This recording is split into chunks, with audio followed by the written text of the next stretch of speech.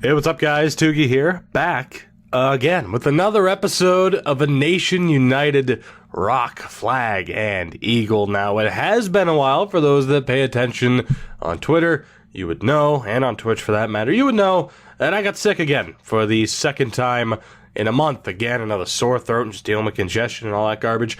It kind of makes it difficult to record this style of video where I prefer to just have it be a straight shot. Obviously, I don't do too much editing with these videos because I typically don't have to. So it makes it a little bit difficult to just kind of one take it, where on Twitch, all I got to do, just be like, hey, excuse me for a moment, mute the mic and just, cough up a lung and then continue onwards.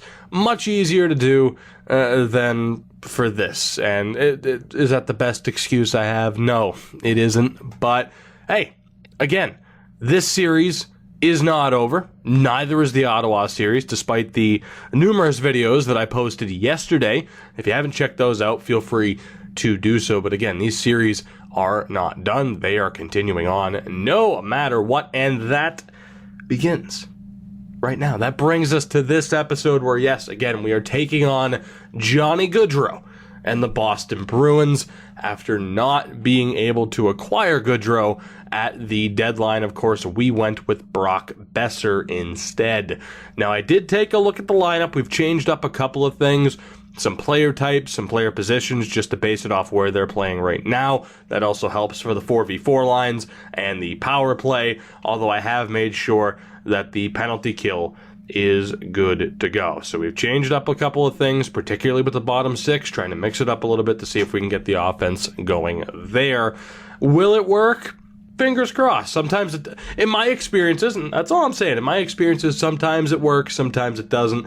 The game seems to just make up its mind on a per-day basis, on a daily basis, as to whether or not it really kind of cares about player types or not, at least when it comes to bottom six level players. But these are the combinations. We have nothing but two-way defensemen.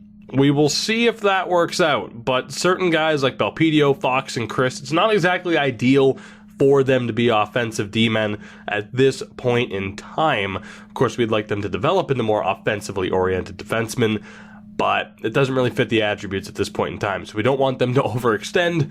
Just play the style that you're suited for playing at this point in time. Again, the penalty kill, I made sure it was updated. So Eichel and Boeser, Donato and Lee, which surprisingly are the best four forwards in terms of penalty kill. Donato is our best defensive forward on the team, which is why he's been changed to a two-way. And then, of course, Connor Hellebuck had an unreal first-round series with that .952 save percentage.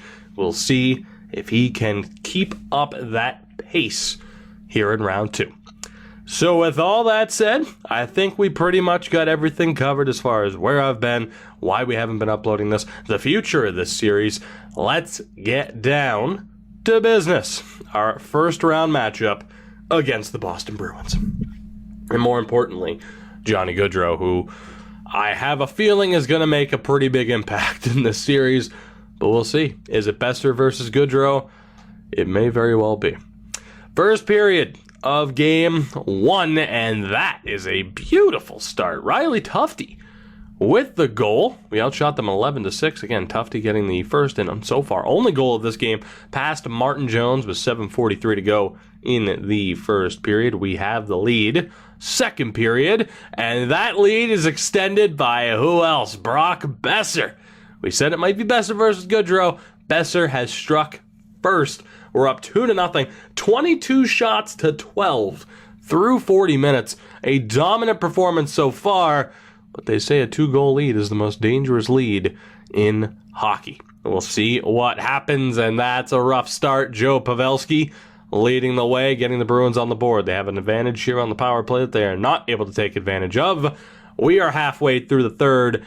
Can we hold on, or will the 2-goal curse come back to haunt us again?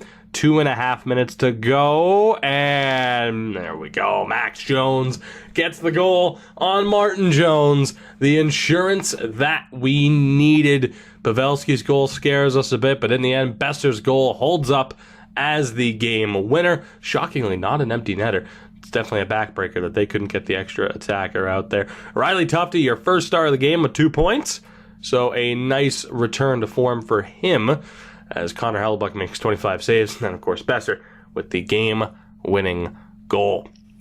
So a great way for us to start off this series with the 3-1 win on the road. And now, we're 5-0 this postseason to start things off, which is absolutely ridiculous. And I don't think anyone really could have predicted that to have been the case.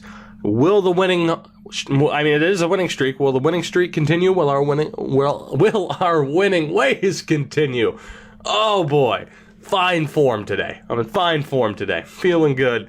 Let's find out. It is game 2. We've already accomplished our goal of taking a game on the road. Taking both games on the road to start the series would be marvelous. Although, if we do, I'm going to be very nervous because of what just happened to the Columbus Blue Jackets in real life. I'm sorry to bring that up. I'm sorry. Blue Jackets fans, I'm sorry. I know there's one in particular who's going to hate me for saying that, and it's not Nasher. First period of game 2. And the goal scoring continues. It's Jack Eichel. Yet again, we walk away from the opening 20 minutes with the 1-0 lead. Eichel is on the board. Second period, and the Bruins get their first goal, or their first goal of the game, their second goal of this series. It's Alex Killorn scoring 29 seconds into the period. That was, again, the only goal of the second, as we head to the third period, tied at 1 goal apiece. Early power play opportunity for us here is not taken advantage of. And I just realized the sim time was a bit lower than it was supposed to be. So we fixed that. We cross our fingers and hope for some good luck as we are halfway through the third period here of game 2. 5 minutes to go. We have a power play opportunity that we cannot make the most of. 1 minute to go, and we are going to overtime here in game 2. 40 shots to 25, so Martin Jones is having himself a game. The question is, can he hold on for long enough for the Bruins to find that offensive support, which sounds oddly familiar in terms of a goalie playing well and the team not being able to score goals. So there you go, Blue Jackets fans. I just took a shot at my own team. Overtime, game 2. Let's go. Can we get the job done? Early power play opportunity. No, we cannot. Our power play struggling, at least in the simming portion of this as opposed to the straightforward A-button approach. The Bruins not able to take advantage of the power play either. 5 minutes to go in overtime. Are we heading to a double OT? Yes, we are. And you know how this goes. Don't blink. You'll miss it more than likely. And if you blink, if you hold your eyes closed for 5 seconds, can it really be considered a blink? It's going to end within 5 seconds. Typically does. 9 times out of 10. So we'll see what happens here. As far as the Tougie overtime challenge goes, I'm just joking. Everybody does that. Ever since we've had the Bucci overtime challenge, everyone has their own overtime challenge. Bottom line, it's going to be Besser or Gaudreau. I'm calling it. It's going to be one of the big names. Besser or Gaudreau will get the goal here. Let's make it happen. 1, 2, and it's over, and it's a win. It's not Brock Besser. Grant Mishmash.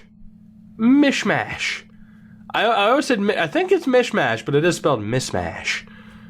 Good old Grant with the goal. 55 shots to 23. Mishmash the goal. 1 minute and 12 seconds into the double overtime. Why the fourth liner was on the ice a minute and 12 seconds into overtime of game 2 in the Eastern Conference semifinals, I have no idea, but it worked out quite well. Mishmash with the goal, and indeed we have taken a 2-game series lead to begin this series, taking both games on the road in Boston. Martin Jones, undoubtedly the first star of the game. What a performance with that .963 save percentage and 53 saves. Connor Hellebuyck, though, no slouch himself. 32 saves and a .969. Alex Killorn, shockingly, the third star of the game. Not the man to score the game winner, that being Mr. Mishmash. So I'm not sure what's up with that, but then again, that's not the only thing about this game that confuses me, so we won't be too hung up on it, as we are ready to go with the scouting assignment. To be honest, it's been so long. All right, I think we would have been moving over to the O. That sounds about right. If I'm wrong, then hey, so be it. But we'll see what happens. I went 2 weeks. I might have been scouting goaltenders in the W. I honestly don't remember. I could have checked, though. We are 6-0. We have, again, that 2-0 series lead. The question is, can we get it done on home ice? Game 3 against the Bruins. Let's do this. Against Alex Wennberg and the Bruins. That is just odd. First period of Game 3. And holy... wow. Riley Tufte, Anders Lee, and 2 goals from Jack Eichel, the rectangle of death. 4-0. 12 shots to 4. We had as many goals as they had shots in the first period. Martin Jones, the complete opposite performance. Last game, he was the hero, giving the Bruins every chance to win. This game, not so much. 3 goals in 9 minutes and 10 seconds. Eichel's second goal came against their backup goaltender, Charlie Lindgren. 4-0 at the end of 20 minutes. Again, held them to just 4 shots. What a start to this game. Second period, just don't allow more than 2 goals. That's all I'm asking. And we allowed none. Brock Besser only adds to the damage, getting the 5th goal of this game. It's now 22 shots to 16. So offensively, the Bruins picked it up, but Connor Hellebuck has been able to continue to get the job done here. He's been tremendous for us in this postseason.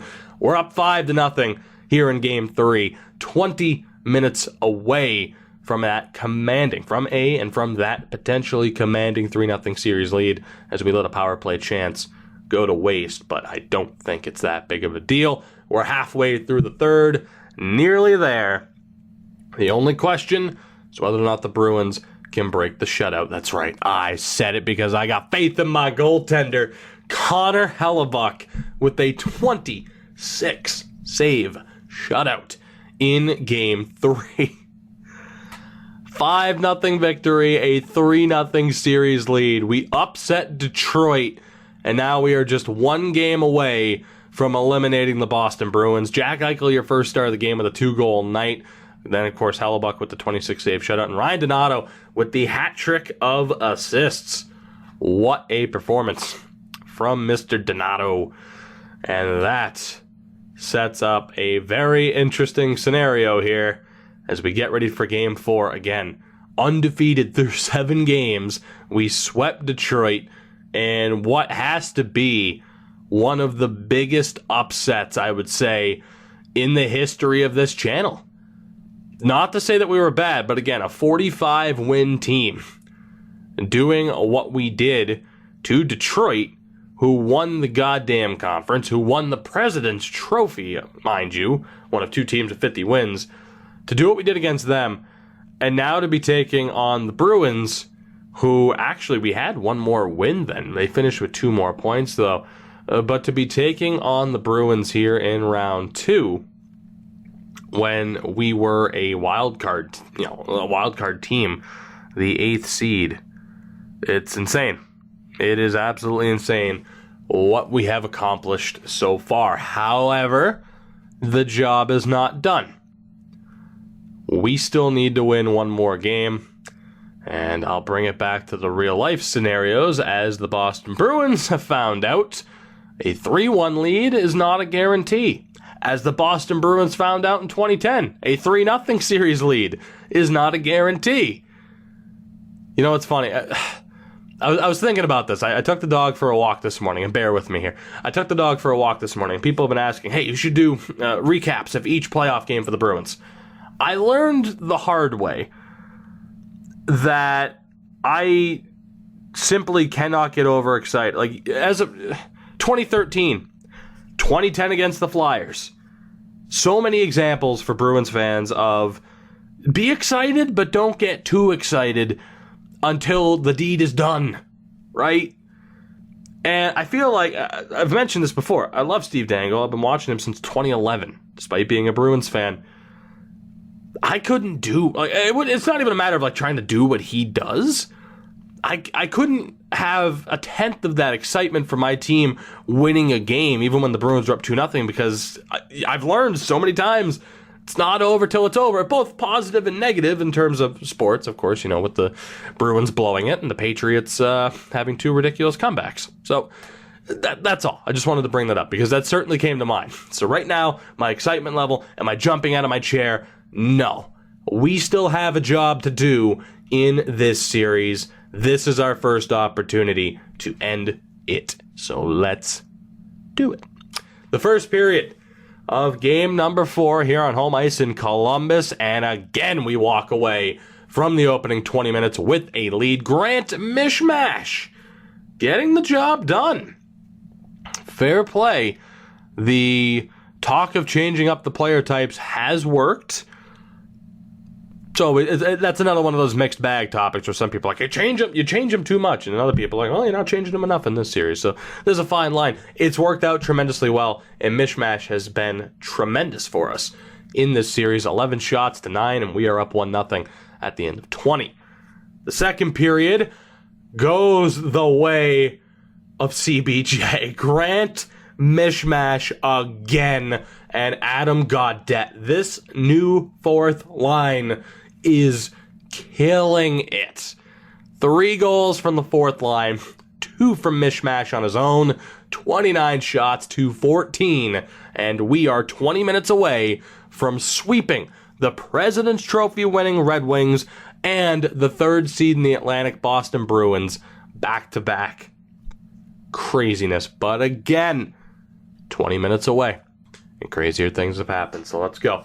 Let's keep that pressure on, hoping for one more goal to get the job done and to seal the deal. Although you look at the shots right now, it is insane what this team is accomplishing.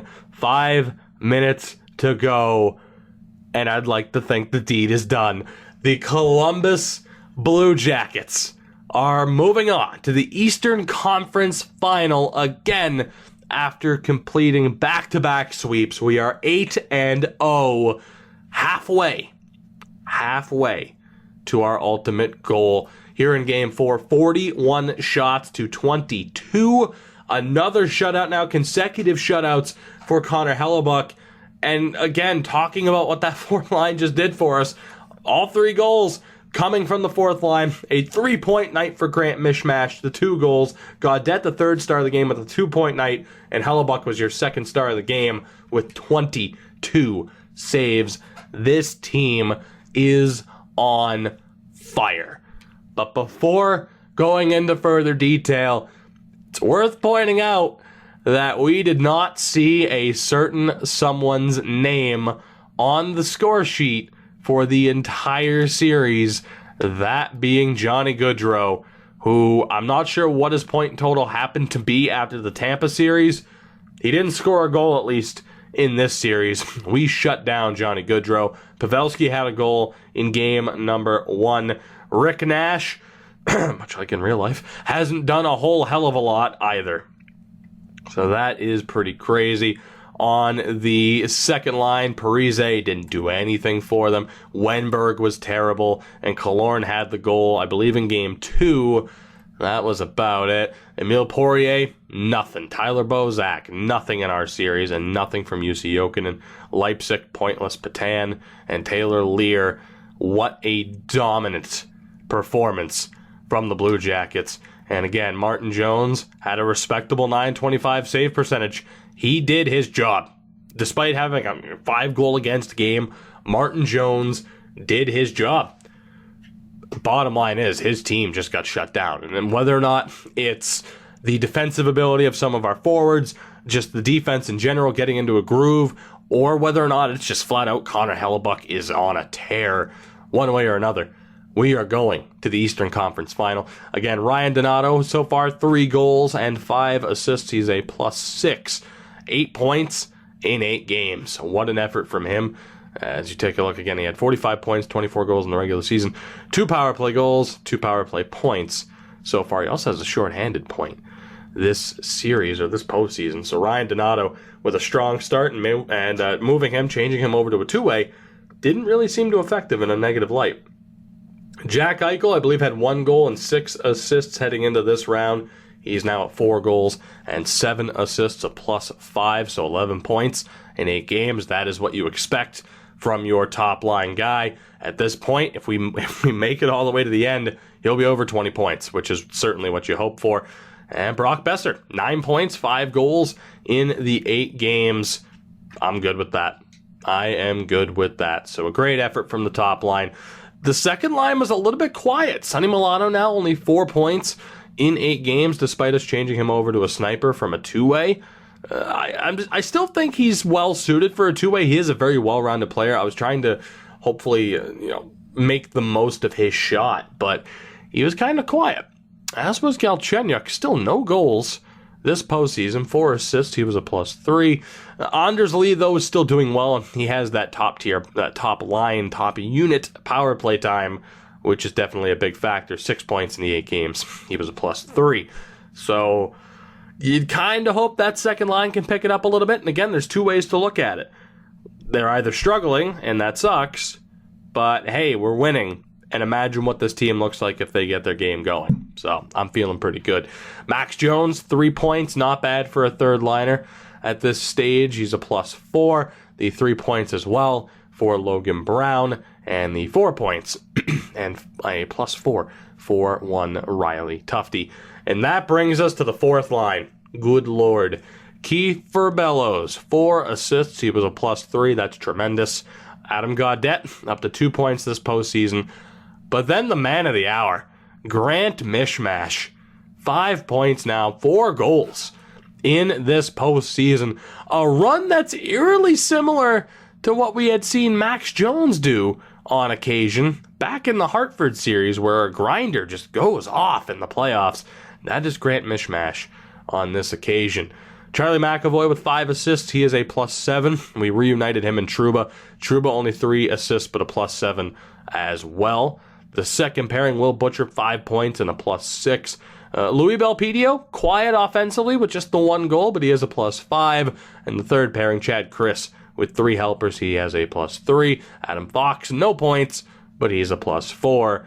And that brings us to Connor Hellebuyck, who has one of the most ridiculous stat lines I have ever seen in a playoff run to date. I know we're only 8 games in. What an unbelievable run. If he keeps this up, we're golden. If he declines by a little bit, we're golden. If he declines by a good amount, we're still in pretty good shape. That is how good he has been. 2 shutouts in 8 games. Of course, they were back-to-back. An unreal .965 save percentage and a .91 GAA. He has faced 233 shots and only allowed 8 goals in 8 games. Insanity.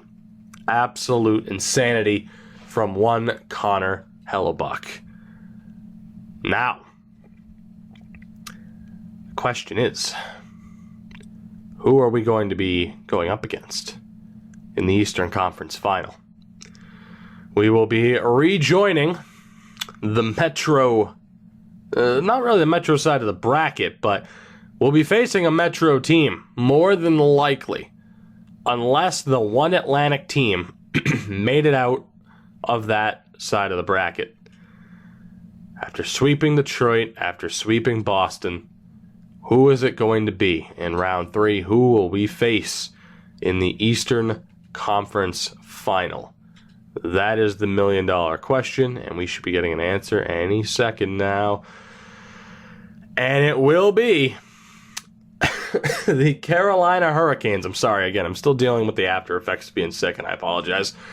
We will be taking on the Carolina Hurricanes in the third round. They are 8-3 to this point. A pretty big challenge, considering they're on a really good pace. They do have home ice advantage, despite the fact that we won more games in the regular season. So the pity points, the overtime losses are really coming into effect. They're really proven to be a big difference maker here. However, so far, home ice has meant nothing for our opponents. As again, you get to look at these point totals, and I actually want to look here. Through 2 rounds, Nikita Kucherov of the Hurricanes is up there. I'm nervous to see who else is around at the 11-point mark. Andrei Svechnikov, Nikita Kucherov of the Carolina Hurricanes stand in our way, but they go up against Jack Eichel, Brock Besser, and Connor Hellebuck. We will take a look at the Hurricanes lineup in the next episode. That will do it for this one. I thank you guys, as always, for your support with this series. Thank you for the support lately in general. It's been nice to see the amount of channel growth we have had recently. As I'll mention, too, again, thank you for the support on Twitch, as well as we're approaching our 1 year on Twitch, which has been tremendous. As I mentioned earlier in the episode, check out all the videos I put up yesterday. There were quite a few of them, including 2 where I'm testing the waters on a new franchise mode series for both NHL and MLB The Show.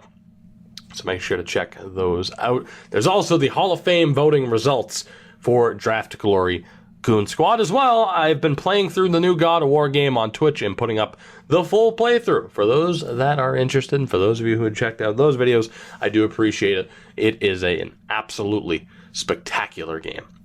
That does it. Thank you guys for the support. You know what you can do to support this video and the channel in general. Again, links are in the description to my Twitter and Twitch and all that fun stuff. Until next time, guys, have a good one. Take it easy. I'll see you later.